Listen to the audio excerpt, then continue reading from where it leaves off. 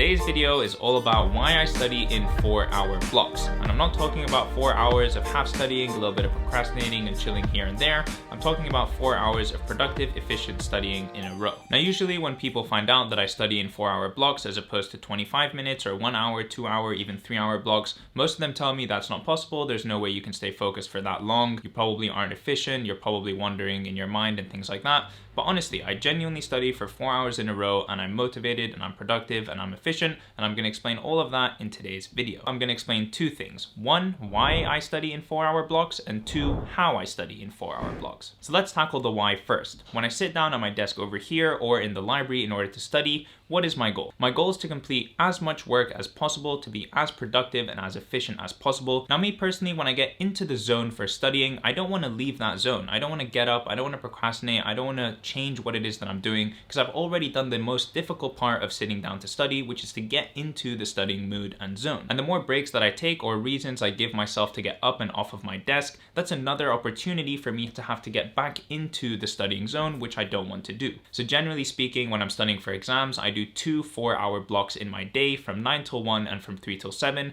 and that way I only have to enter the studying mood 2 times, once at 9 a.m. and once at 1 p.m. Now, this is the main reason that I personally don't use the Pomodoro timer, because every 25 minutes it's basically giving me an excuse and encouraging me to check my phone or to chill or to get up off my desk or whatever, which is inevitably going to lead to me procrastinating and doing something for longer than just 5 minutes. One thing that I really like about my method of doing 2 4-hour blocks in my day is that I'm done pretty much all the work that I need to do by 7 p.m. Now, imagine doing 8 hours of productive and useful work and also being done by 7 p.m. That leaves so much free time in order for you to do anything else that you want. That can be exercise, socializing with friends, playing video games, making YouTube videos, or basically anything. You just give yourself a lot of free time and still do lots and lots of work during the day. Now, I understand obviously different studying techniques and timetables and schedules and whatever work for different people. I'm just saying, as far as maximizing efficiency, if you condense all of the work that you have to do into the beginning part of the day, that leaves a lot of hours at the end of the day for you to do whatever you want. All right, I think I've preached long enough now about why I really like my 4-hour block method. Now let me tell you how it is that I can actually stay focused and work for 4 hours in a row. I'm going to break this down into 5 key sections. The first is to plan the night before. And what I mean by this is that when I wake up in the morning and I know that I'm going to start studying at 9 a.m.,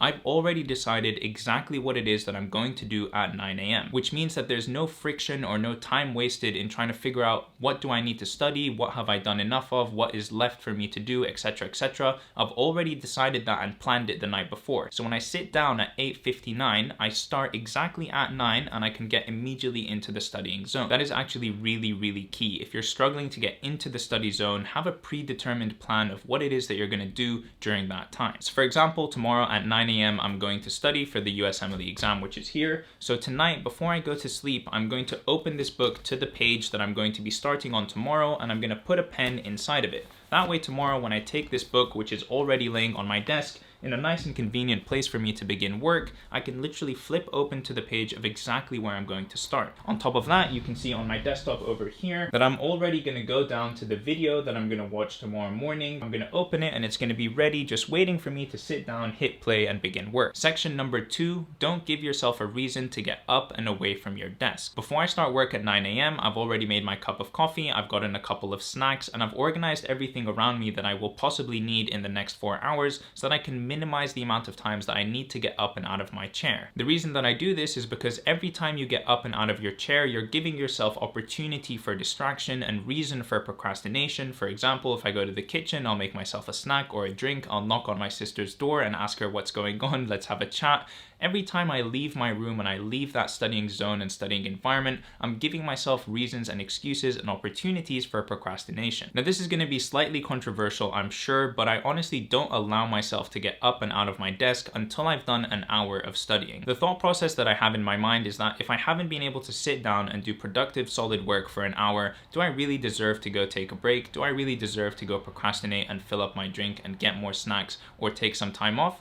No, I need to first do a bunch of productive work before I can even think about the idea of getting up and procrastinating. And usually when I push myself to stay that extra 15 minutes, I actually end up studying for another 30 minutes or 45 minutes or whatever before getting out of my chair, because I want to finish, for example, the video that I'm doing or the section that I'm doing or the page that I'm writing. I just give myself reasons to continue studying. You know, I'm almost done with this section, I'm almost done with this video, I'm almost done with blah, blah, blah, blah, blah. And I just try my best to keep myself situated at my desk. You know what? Now that I say all of this out loud, I'm starting to sound a little bit crazy, but just stay with me here. The point of section number 2 is to only get up and off of your desk when you really need to. Section number 3 is, for the love of God, just get rid of your phone. Your phone is your worst enemy when it comes to studying time. If you hear any notification, if you hear a buzzing, if you even look at your phone, or if you even think of your phone, you're so likely to just, without even thinking, reach over and grab it and check it. I'm guilty of doing this all the damn time. And because I'm a human and I'm prone to checking my phone and getting all of these addicting notifications and numbers and messages, I have 2 ways in order to completely eliminate my phone from my studying environment. Step number 1 is to put your phone out of sight. If you can't see your phone, you're less likely to think of it, you're less likely to notice it, and you're just less likely to check it overall. Step number 2 is to put your phone out of reach. That creates a huge barrier. You have to now get up and move in order to get your phone, which I know sounds kind of stupid. You're probably like, oh, it's just 2 steps away over there on the bed.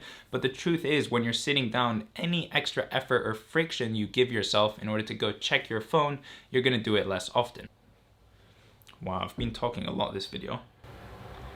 Alright, section number 4 is about giving yourself rewards while you're studying. Genuinely, no joke, probably what gets me through studying sessions the most is the idea of rewarding myself with either something to drink or something to eat, or going out with my friends, or playing video games or whatever. Just having these rewards that I make for myself that I can only unlock once I've done a certain amount of studying. So for example, like I mentioned before, I literally don't allow myself to go get a refill of my coffee or brew a tea or anything like that until I've done at least an hour of studying. It's just now an ingrained rule in my head, like, dude, you're not gonna have coffee or more tea unless you do more work, so you better get that done first if that's what you want to do. My mentality when it comes to doing 4-hour blocks is very simple. If I work from 0 till 2 hours, well then all I have to do is do the exact same thing that I just did one more time and I'll be done with my 4-hour block. It's the same thing like when I go for a 10K run. If I run 5 kilometers in one direction away from my house, well then I kind of have to run the other 5 kilometers in the opposite direction to get back home. And that way, when I sit down for a 4-hour block of studying, really all I need to focus on is getting through the next 2 hours, because once I've done 2 hours, well then I just have to repeat what I've already done and I'll be done with 4 hours. I know it sounds really simple and it sounds kind of stupid, and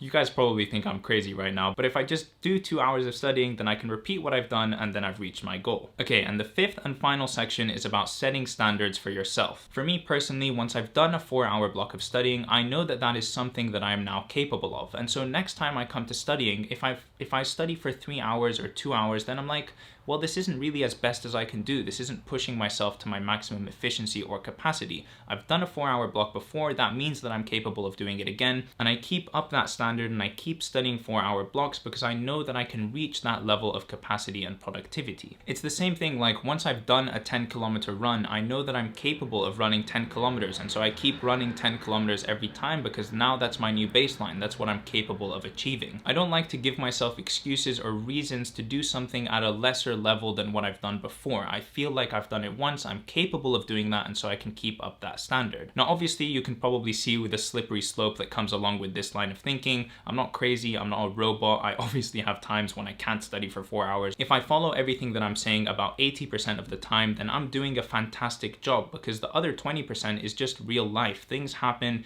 things come up, you need to change and you need to be flexible. But this is my line of thinking, this is my philosophy, and this is what I try to upkeep as much as I possibly can. Okay, and that is it. I hope you guys have found this video useful. I hope you've enjoyed it, and if you did, please do leave a like on this video and subscribe to my channel to see more content from me in the future. If you have any tips for how you like to study or know something that works very well for you and would like to share it with the rest of the community, please do so in a comment down below.